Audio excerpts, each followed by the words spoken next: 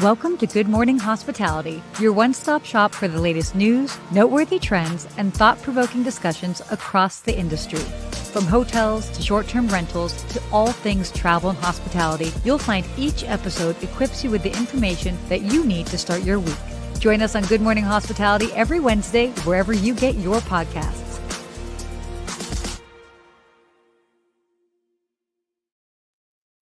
Starboard side. Good morning, Sarah. Well, good afternoon. Can you hear that? I hear announcements going out for the first time in all the morning that we've been on the show. But why don't we start with where are you, Sarah? Where are you? Yeah. Well, I happen to be on a Cunard ship. So for those that know the cruise industry, I'm on a Cunard ship called Queen Anne, and we are exploring the Norwegian fjords. So I'm here. It's about 4 p.m. in Norway. There's some people around me, so I'm not going to be totally loud. But yeah, it's amazing. It's so great to be here. I love that you're on the cruise and you're here live with us. It's amazing to see. Mm-hmm. And I know that, listeners and viewers, Wi-Fi on cruises can be a little shady, but right now it's holding strong, and I'm happy Sarah's here with us.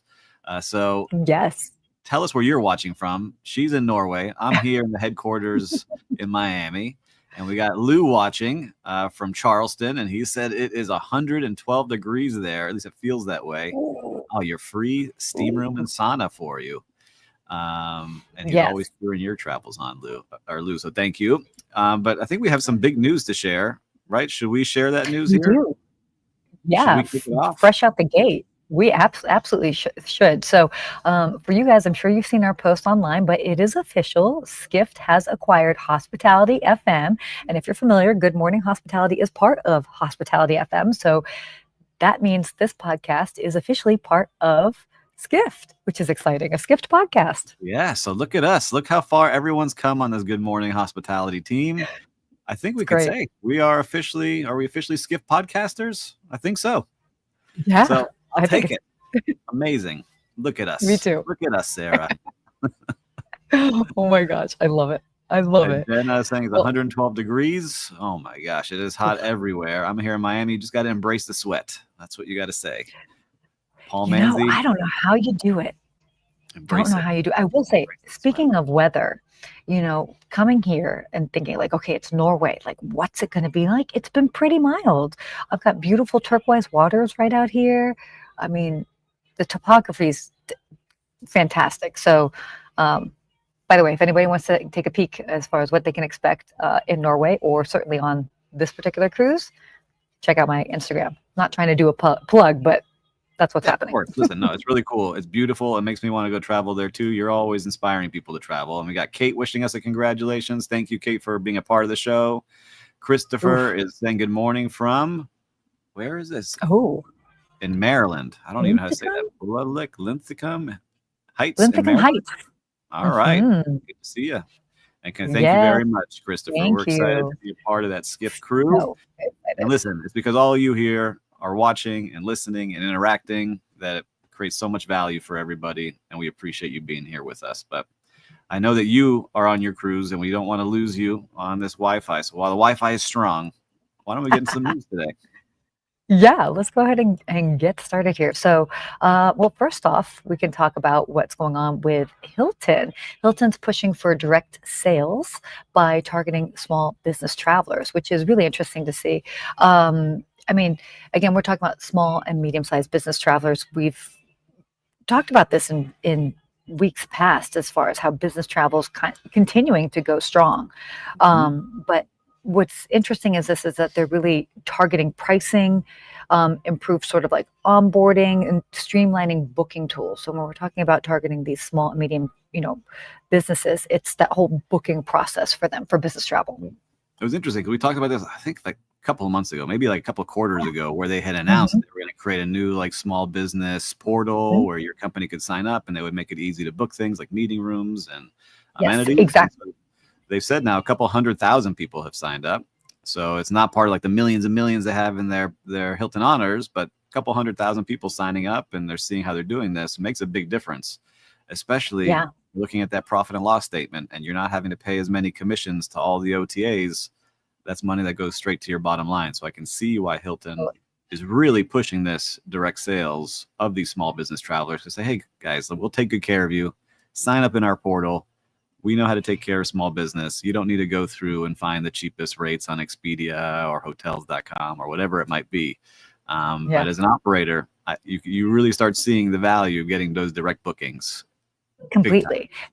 And one of the reasons why they're really focusing on this, just for perspective, when it comes to all of Hilton's business bookings, small and medium-sized businesses actually account for 85% of all Hilton's business travel bookings. And to understand that, since that's up from 76% in 2019. So we're just really seeing more of this lean to, more small and medium-sized businesses are focusing on the travel aspect. So it's smart for them to really pay attention to that. And you see it too, like even in small business, and more I go to these conventions, you start seeing that people are making the deals happen in those rooms. It's, yes, Zoom and all the stuff that we've come to learn over the last couple of years is helpful with the videos.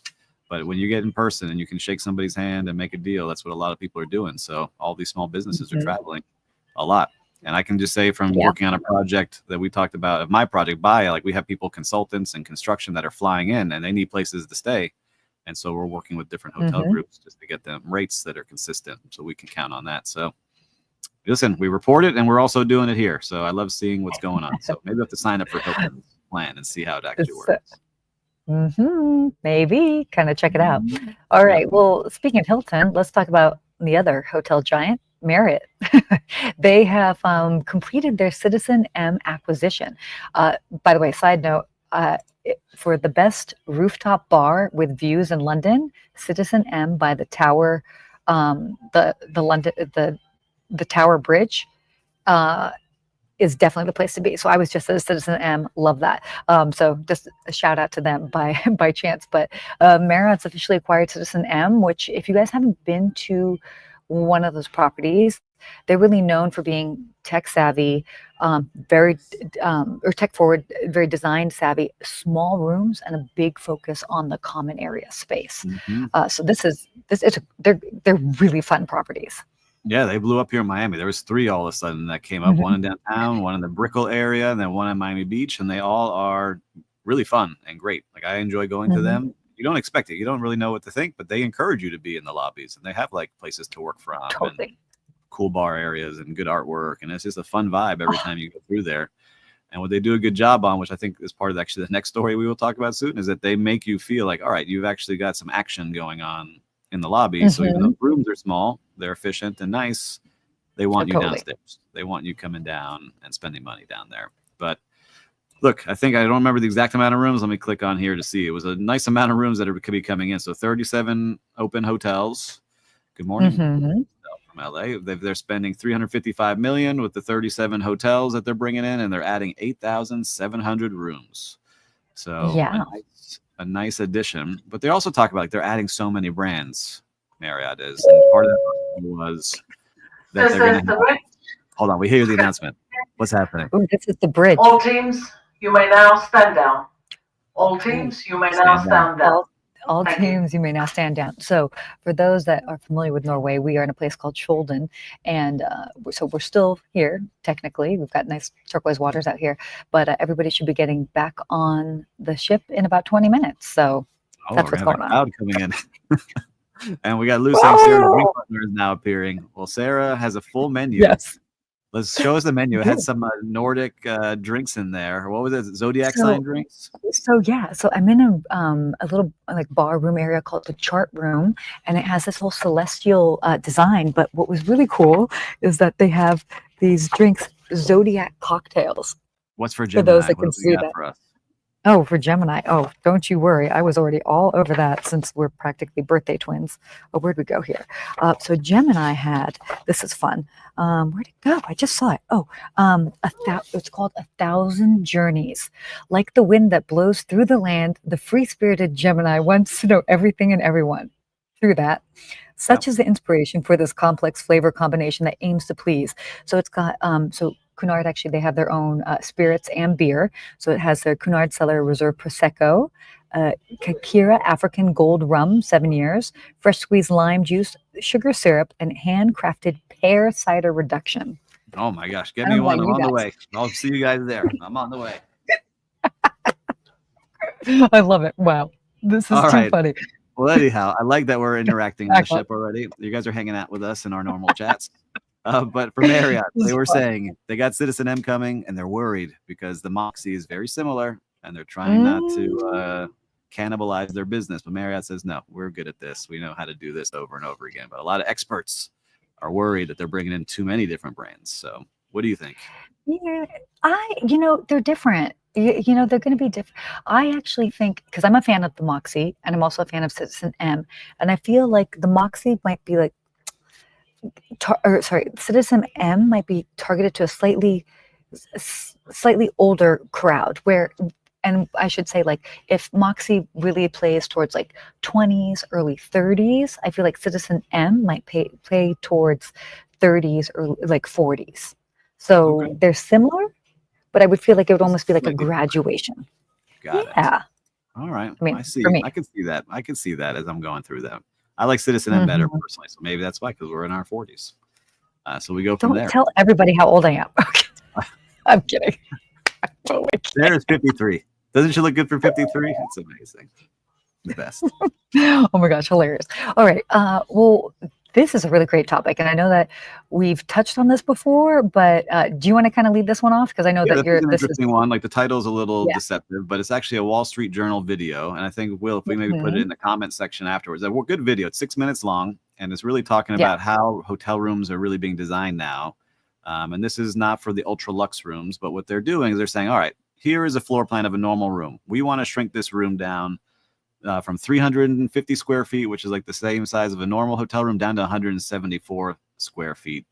And what do you Mhm. take out of the room? And there's a lot of things like the minibar that are traditional because it costs a lot to operate that, or taking out the standard desk that's in a room and getting a fold down, and doing all different kind of things to a room, shrinking the room, but then making all the amenities way bigger. So you spend a little less money on the average nightly rate. So the ADR is lower Mhm. in those hotel rooms, but you make up on the total spend because you want guests in the lobby or at the pool or at the workspace or whatever it might be. Just like Citizen M, we just talked about, is doing, like their model. So you see a lot of hotels doing this and taking things out of rooms. I don't know how I feel about that. What are some things that give me one thing that you don't want seen taken out of a room, and I'll give you one. I like mini bars. I'm Me a too. big fan of mini bars. I like that. Everybody knows I'm a big fan of certain hair dryers. I mean, that's not necessarily being taken out, but like, oh, as a woman with hair, we need Yes. decent hair dryers. Um, what are things I don't want? You know what? I could definitely. It doesn't bother me that there's less reading material in rooms. Like, I don't really need magazines and all of that. Yeah, I'm with not their really phones now. fussed with that. Um, Well, as you're thinking, I'm trying one to thing think they of. mentioned in Yeah. this, one thing they mentioned that they're Mhm. going to take out of rooms a lot is the iron and ironing board, and that they're going to put it in a Oh. communal space. And I'm like, well, I don't want to wake up and then realize I have to go Oh. iron my shirt in a communal Mm-mm. space, right? So that was one thing that I don't want. And Yeah. viewers and listeners, what's something for you out there that you are seeing coming out of rooms that you don't want to come out? Let us But know. aside from the iron and ironing board, I love it when a hotel has a steamer in the room because that's Mm. so simple. So that's obviously not all hotels. Most are have the iron and ironing board, but yeah, I don't know. Well, Christopher says Sarah wants to keep the robe. We know that. Sarah Yeah, loves a good robe. I was in And a robe earlier today, guys. she's actually done a show in a robe. I Kate have. is saying she's now Sorry. noticing all the hair dryers now that you've highlighted this. So blaring distinctions. Oh, Big time. I washed my hair this morning and I had it on low, user error, and I was like, my hair will never dry. It was just like, Yeah. I was like, what is this? Started working now. Ooh, extra pillows. Extra pillows. Yeah. Christopher saying business need the iron and board. Yes, they do. So it was weird in that video Mhm. that they were talking about taking that out of the rooms, but they're trying to see like what you can take out of the room and still keep it feeling like you have enough. It's an interesting video. Not everything I agree with, but there's something that I may be Mhm. using in our little project, which is instead of checking in at the front desk, you check in at the bar, right? And so like some of these boutique hotels, like it Yeah, gives you yeah. that sense of arrival, like there's some action in a place that you've already arrived in. But that could backfire if it is a busy bar and you can't get checked into your room, right? So all different places and all different styles, True. but it's interesting to see how things are evolving. So for us, we've got the next story here. Is And true. Sarah, I don't know if you can hear us. Oh yeah. You're back. So the Oh next yeah. I know. story we've Can you hear me got, now? I'm back. I hear you. Tripadvisor announces 2025's attractions and experiences, their top ones. And this time, viewers and listeners, we actually have the list ready. Okay, because last time we did a big announcement of the top hotels, we couldn't find the list. But We're this professional. time, We're prepared. we'll give you the top 3, and this is for the world, Mm-hmm. rated by Tripadvisor.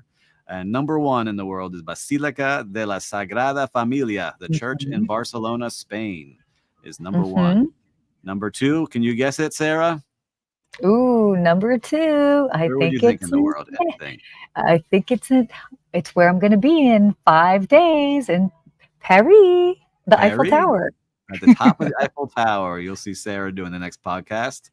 And La number Tour Eiffel. 3, yeah. And number 3 was the biggest surprise to me.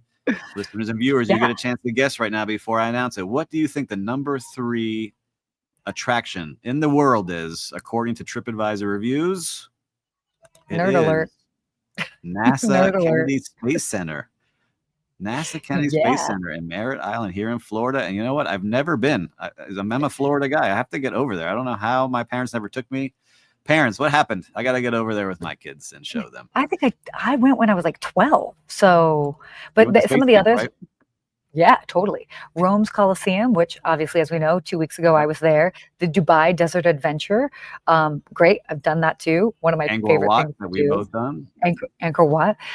Another thing, and actually what ties into what I was just at, the BLLA, the Women in Travel event that I was at in Los Angeles, I had a conversation with another Sarah from TripAdvisor, and she was saying food tours are the highest booked things on TripAdvisor experiences. So they also talk about doing a Manhattan food tour, but there's one in Spain, I think in Barcelona, that's highly, highly booked. So people really want more experiential things. And if it involves food, the better. Yes, more the better. Through the neighborhood, I think a lot of that people like it because it's fun. Like you get to see the neighborhood on foot, try some food. And we got someone, CPFRO3 on YouTube saying was going to go over to Kennedy this past weekend, but plans fell through. Well, hey, now you know it's the number 3 place in the world to go visit. Go make it happen. We have to talk about what Christopher and Lou just said. Buc-ee's, really? I'm seeing Buc-ee's show up everywhere now. Everyone loves this gas station, and they're a giant Have you store. been to Buc-ee's? No, they don't have one in Florida. I've just seen pictures and videos of it now that it seems to be popping up everywhere. You were just in Texas. Tisk, tisk. You didn't stop by Buc-ee's. To be fair, I don't think I've ever been in a Buc-ee's, so I don't know. I want some of the snacks. The snacks look delicious in Buc-ee's. So if anyone from Buc-ee's is watching and you want to do a live show from Buc-ee's with some snacks, I'll be down. I'll go. Into it. All right. Into it. Good stuff from TripAdvisor. What do you got next for us, Sarah? Okay, so JetBlue is expanding their travel tech platform, which is pretty interesting. So really pretty much what was interesting about this is it was kind of like hours after the Department of Transportation gave JetBlue the green light for its partnership with United. Executives said that they're looking to expand its travel tech platform to include more airlines, other travel companies. So we're talking about travel packages, and they're really trying to be forward thinking with all of that. So I mean, I've always been a fan of JetBlue. I love this. They're going to have these sort of new tools that will be targeting bundled bookings, vacation packages, travel insurance, all of that. So smart move on their part. No, it's very cool. But again, you see people trying to go to one place. So I don't want to shop in one place. I don't have to jump through all these hoops. So I like seeing that they're doing it. But again, we go back to what Hilton is trying to do. We want you to book direct. But JetBlue's like, no, you book with us, and we get the commission from sending you over to that hotel that you're staying at. So it's always interesting to see how the industry, the levers of different businesses go up and down to see how they can make more and then compete with others. So very cool to see. But I've never been on JetBlue. I don't think I've never flown on it. So we should probably take a moment to even just talk about that. The fact that there is this JetBlue United partnership. I've been on both. I am a fan of JetBlue. I think that they do a fantastic job. Even their JetBlue Mint, which is their sort of like first class, business class programming, they do a really good job. They have a fun personality. They've got great snacks. I mean, I understand the partnership as far as it being strategic. So then they have access to more more airports. But as far as like a brand, the guest experience, I personally find to be very different. So that will be interesting. I recall you trashing United here on this show.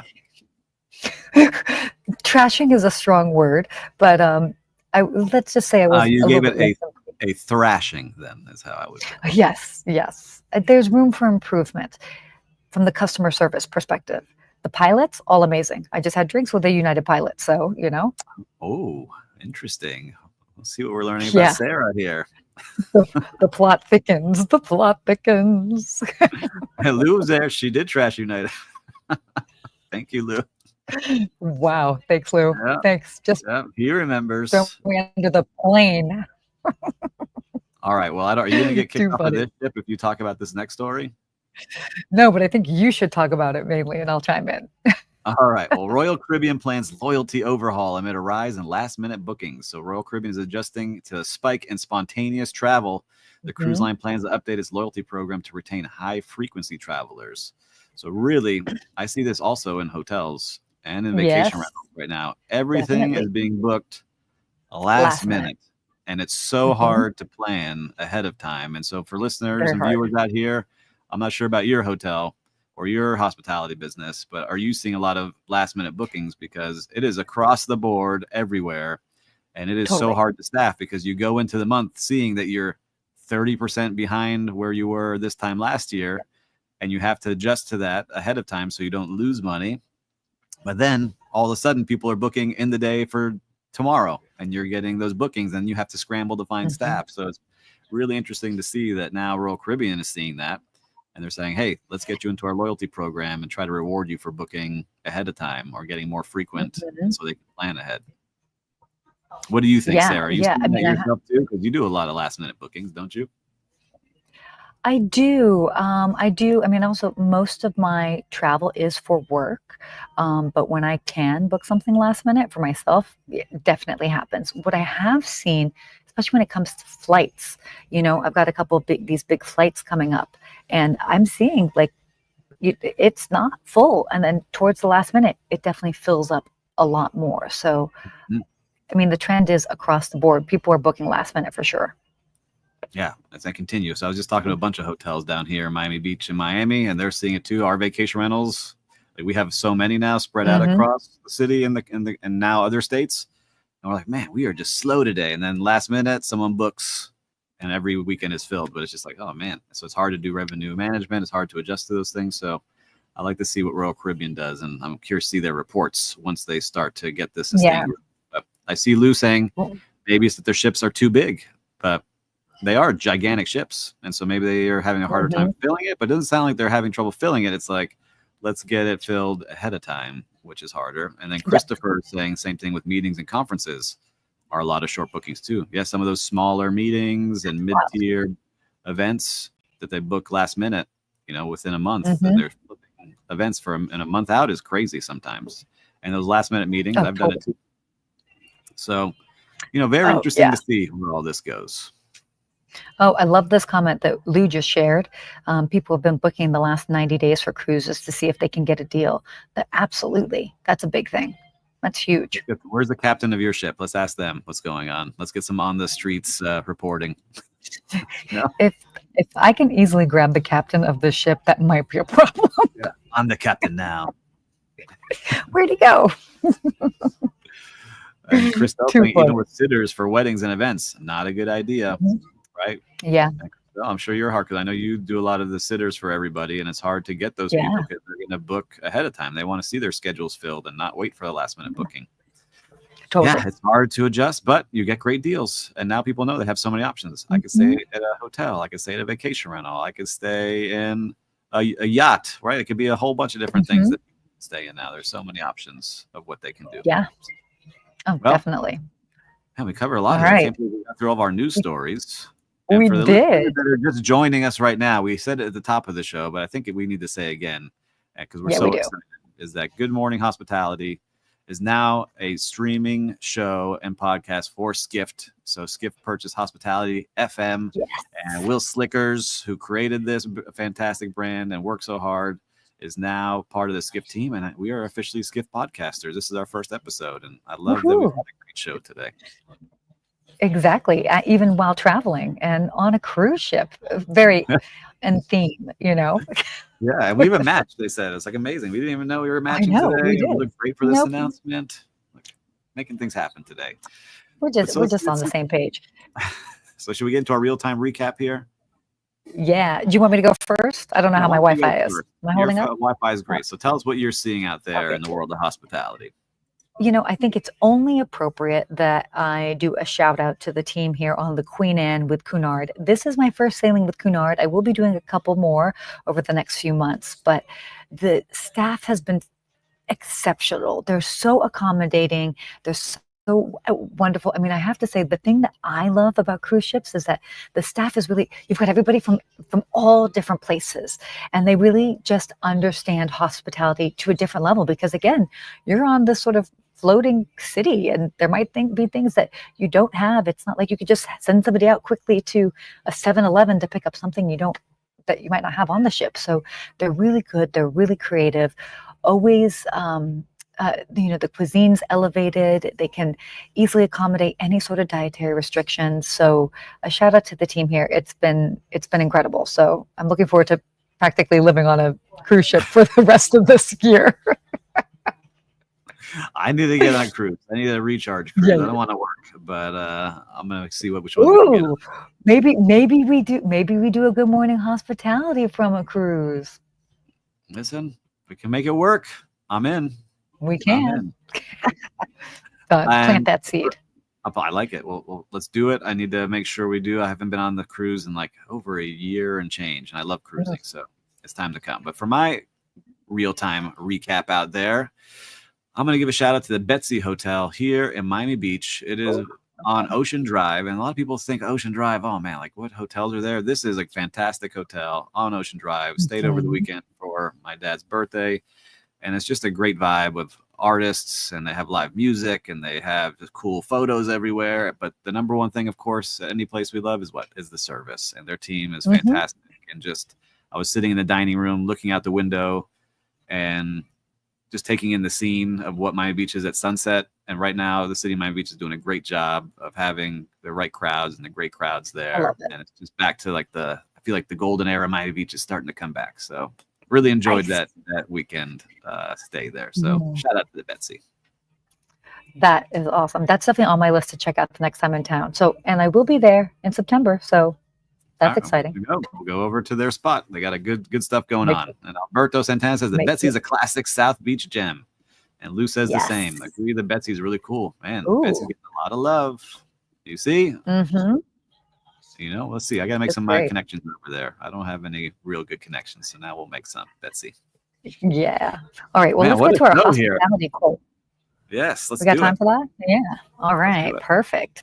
So you can't do it unless you can imagine it, by George Lucas. It's so simple, but so true.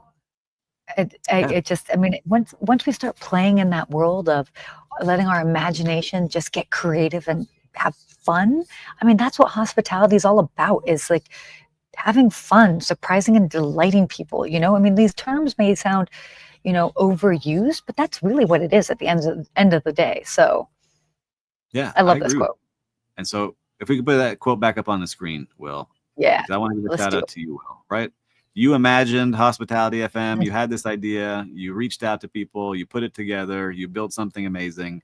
And someone saw such great value in it that they said, we need this a part of our brand, and Skift acquired it. So congratulations to you on imagining it, putting it together, sticking with it, right? In all businesses, there's ups and downs, but if you can continue to imagine where you're going to go and where you're going to be, and you really schedule those things and put it out into the world, it happens. So true. Great job. And to any of you out there that have an idea, imagine it, schedule it, and then it becomes real, right? That's how I start thinking about things. And I know you do too, Sarah. So I like that quote. It's a good quote to show on today. And to everybody, man, welcome to the first time we do a Skift branded podcast here in Good Morning Hospitality. Very exciting news. Sarah, thank you for making the technology work on the cruise ship. I know you yelled at everyone to make sure that you could be on here today. And, to all the listeners and viewers, as always, if you found something valuable on the show, your friends will too. Make sure to share it. And until next week, what do we say, Sarah? Stay hospitable. Bye.